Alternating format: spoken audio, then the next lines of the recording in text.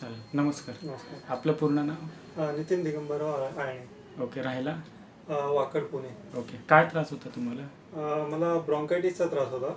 म्हणजे जवळपास 3-4 महिने मला सारखा खोकला येत होता आणि खोकल्यामधून हे पण बलगम पण पडत होतं. बरोबर. बऱ्याच ॲलोपॅथिक डॉक्टरांना दाखवलं. त्याच्यामध्ये ॲलोपॅथिकचे जे औषधं असतात ती घेतली. त्याच्यानंतर कफ सिरप वगैरे बरेच घेऊन झाले आणि खोकलून मला एवढा त्रास झाला म्हणजे छातीच्या बरगड्या लेफ्ट साईडच्या आणि राईट साईडच्या ह्या पण क्रॅक गेल्या होत्या. फ्रॅक्चर टाईप झालं होतं. ओके. बरेच औषधं घेतली. रुबी हॉलला पण दाखवलं मी. फरक पडायचा औषधांनी पण पुन्हा ते वापस यायचं म्हणजे पूर्ण बरं नव्हतं होत. तर असा त्रास म्हणजे बोलताना वगैरे त्रास? मला श्वास घ्यायला पण त्रास व्हायचा म्हणजे बोलताना श्वास नव्हता घेता येत. थांबावं लागायचं थोडंसं. म्हणजे खूपच जास्त झालं होतं ते ब्रॉन्कायटिस.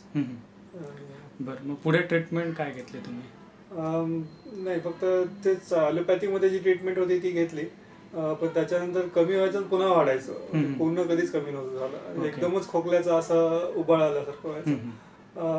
ट्रीटमेंट कफ सिरपच द्यायचे डॉक्टर आणि त्यातल्या त्यात आपल्याकडे आयुर्वेदिक घेतल्यानंतर काय फरक जाणवला तुम्हाला? आयुर्वेदिकमध्ये मला बऱ्यापैकी बराच फरक पडला. इन टर्म्स रिपीट नाही झालं पुन्हा. एकदा कमी झाल्यावर पुन्हा नाही रिपीट झालं. मला वाटतं त्यामध्ये मी प्राणवल्लभ रसायन एक होतं ते एक घेतलं आणि त्याच्या सपोर्टिंग औषधं जी असतात ती घेतली. किती काळ घ्यावी लागली साधारण? मला जवळपास एक 1.5 ते 2 महिने घ्यावी लागली. त्याच्यानंतर मग क्युअर झालं. मग पुन्हा रिपीट नाही झालं. ओके. म्हणजे आता याला किती काळ झाला साधारण?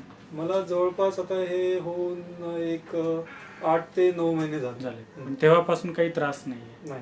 तेव्हापासून काही त्रास नाही. पूर्णतः बरं झालं असं पूर्णतः वाटतं? दुखणं वगैरे कुठे असं? नाही, आता काहीच नाही सध्या, व्यवस्थित आहे. ओके. तुमचं काही सजेशन राहील किंवा इतरांना सल्ला राहील? नाही, डॉक्टरचे जे मेडिसिन आहेत ते खूप चांगले आहेत आणि जे प्राणवल्लभ रसायन जे बेसिकली मॉलिक्युलर लेवलवर जे काम करतं आणि स्वतःचा माझा अनुभव आहे की इट वर्क्स. तर त्या दृष्टिकोनातून चांगलं आहे. ठीक आहे. चालेल. धन्यवाद. थँक्यू.